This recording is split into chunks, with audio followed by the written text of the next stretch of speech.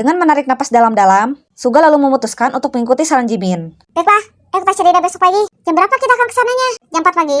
Mendengar itu, Jimin yang selalu bangun siang lantas mengatakan, Jam 4 pagi? Tidak salah, Hyung. Ayo, kenapa pagi sekali? Bukannya tadi kau bilang bahwa sedetik waktu itu berharga? Lalu dengan tergagap, Jimin bilang, Iya sih, Hyung. Yaudah deh, ayo. Tapi, Hyung harus menemukan aku ya. Tentu saja, itu sudah pasti. Bahkan jika kamu tidak bangun, akan aku seret kamu ke kamar mandi.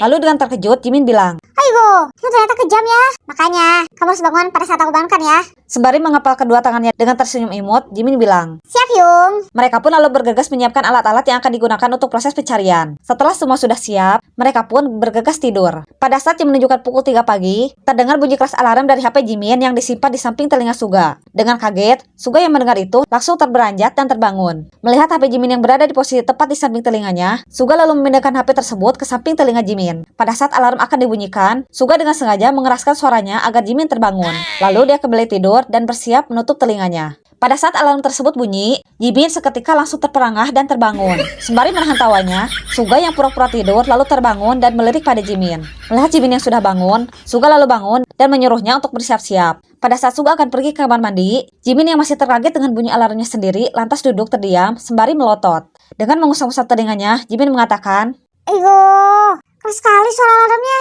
dari dalam kamar mandi, terdengar teriakan Suga yang menyuruh Jimin untuk segera cepat bersiap. Jimina, apa kamu sudah bangun? Cepat siap-siap. Mendengar itu, Jimin lalu mencari HP-nya dan kemudian melihat jam. Melihat jam menunjukkan pukul 3:15, dengan terkejut Jimin bilang, Ya, ini pagi sekali.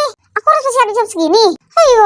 Setelah mengatakan itu, dengan menghela napas, Jimin lalu bangun dan bersiap. Setelah Suga keluar dari kamar mandi, dengan bergantian Jimin lalu masuk. Suga pun dengan buru-buru memakai baju dan bersiap membuat sarapan instan. Setelah Jimin keluar dari kamar mandi dan bersiap, Suga lalu menyuruhnya untuk cepat sarapan dan segera bergegas keluar gedung.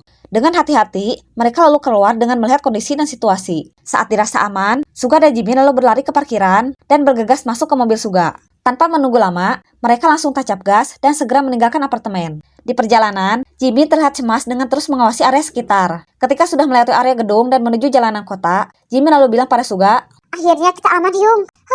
Udara pagi ini dingin sekali.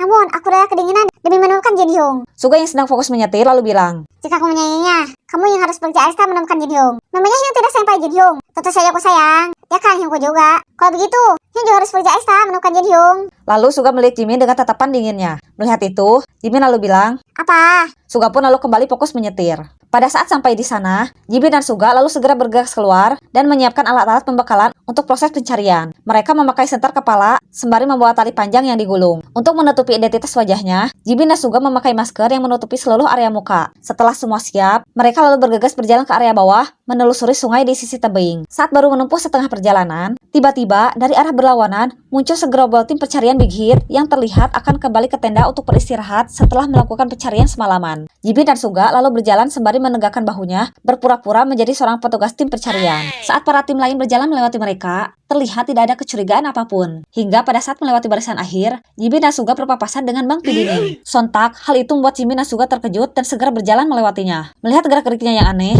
Bang Pidinin lalu melirik pada mereka. Saat mereka lewat, Bang Pidinin lalu berbalik badan dan bertanya, Kalian mau kemana? dengan tatapan penasaran.